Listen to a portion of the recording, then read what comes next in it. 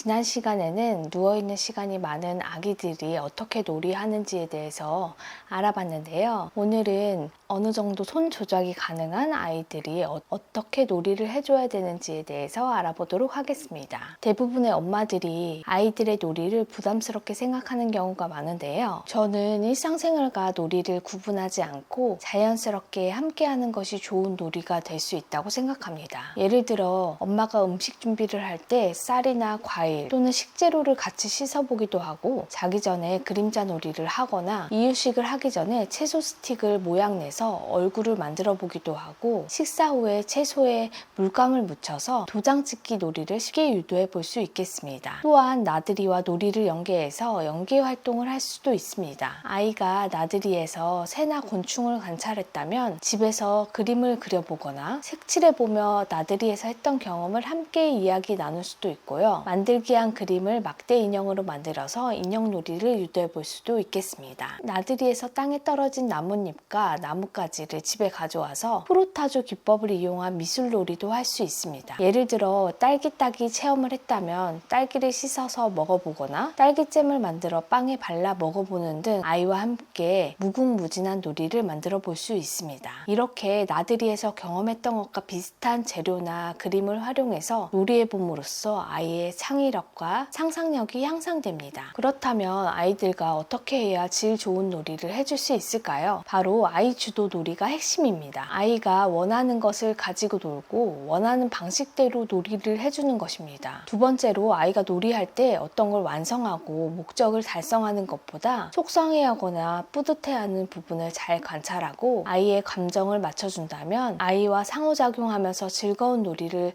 아이와 함께 있을 것 같아요. 놀이를 하면서 아이와 눈을 마주치는 것은 놀이 안에서 나오는 다양한 감정을 함께 공유하는 아주 중요한 기본입니다. 그렇다면 놀이를 할 때 절대 하지 말아야 할 행동은 어떤 게 있을까요? 부모가 놀이를 주도하는 것입니다. 부모가 놀이를 주도하고 특히 지시와 교육, 통제는 하지 않는 것이 아주 중요합니다. 예를 들면 이거 해봐, 저거 하면 안 되지. 엄마가 목적을 가지고 아이에게 요구하는 것은 놀이가 아니라 교육입니다. 그렇다면 놀이를 할 때 지시와 교육, 통제를 한다면 어떻게 될까요? 저희 첫째 아이가 4, 5살 때 인형 놀이를 시작하면서 인형 옷을 계속 벗기고 놀이를 하더라고요. 그래서 제 입장에서는 너무 걱정돼서 한두 번은 인형 옷을 왜 벗기는지 물어보고 인형 옷 갈아입히기로 유도해서 벗기는 이유를 물어봐도 인형 옷을 벗기는 특별한 이유가 없더라고요. 그 다음부터는 인형 옷을 벗기지 말라고 조언하고 충고하기 시작하니까 아이가 인형놀이에 대한 흥미가 점점 떨어지는 것을 느꼈어요. 오스트리아의 심리학자이자 정신분석학자인 프로이드는 아동은 실생활에서 인상 깊게 경험한 모든 일을 놀이를 통해서 반복한다. 아동은 그렇게 함으로써 억압된 감정을 해소시키고 상황의 주인공이 되고자 한다. 그래서 불편한 경험일지라도 놀이로 표현하며 그것을 반복함으로써 불쾌한 인상을 극복하고 상황의 주인공이 될 수 있기 때문이다. 따라서 아동이 받은 인상이 강하면 강할수록 여러 번 되풀이해야 할 것이다 라고 놀이를 정의하고 있어요. 지금 생각해보면 내 첫째 아이가 놀이를 통해 자신의 감정을 해소시키고 스스로 극복할 수 있도록 인형 놀이를 아이에게 맞춰주면서 해줄 걸 하면서 후회가 많이 되더라고요. 실제로 지시와 통제는 재미를 줄어들게 할 수 있어서 놀이에서는 내 마음대로 하고 싶은 욕구를 건강하게 표출해주는 것이 아주 중요합니다. 지금까지 아이들에게 어떤 놀이를 해줘야 하는지, 놀이가 아이들에게 얼마나 중요한지와 아이들과 놀이할 때 어떻게 해줘야 되는지, 또한 하지 말아야 할 행동이 무엇인지에 대해 알아보았는데요. 놀이에 대한 저의 생각은 세계적으로 아이와 어른에게 사랑받는 장난감 레고는 덴마크를 상징하는 것 중에 하나입니다. 레고는 잘 논다의 덴마크어를 줄인 말입니다. 저는 이 말이 장난감과 놀이의 기본 가치를 잘 표현한 이름이라고 생각하는데요.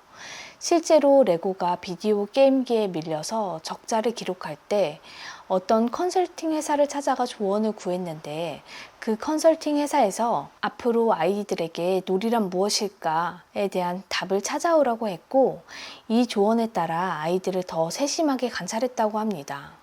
그 과정에서 아이들이 오랜 시간을 들여 어려운 것을 만들고 그것을 자랑하는 것에 큰 즐거움을 느낀다는 것을 발견했다고 합니다. 저는 이 이야기가 놀이를 가장 잘 표현하는 이야기라고 생각하는데요. 이 이야기를 기억하며 우리 아이들이 즐거운 놀이를 할 수 있도록 세심하게 관찰해서 함께 해줄 수 있는 부모님들이 되기를 소망합니다. 아이와 놀이할 때는 놀이의 정의를 생각해 보시면 됩니다. 아이가 재미있는 활동을 능동적으로 하는 것이 놀이라는 것을 꼭 기억하시면 좋을 것 같습니다. 지금까지 아이들과 어떻게 놀이해주면 좋을지에 대해서 알아보았습니다. 영상을 시청해주셔서 감사합니다. 안녕.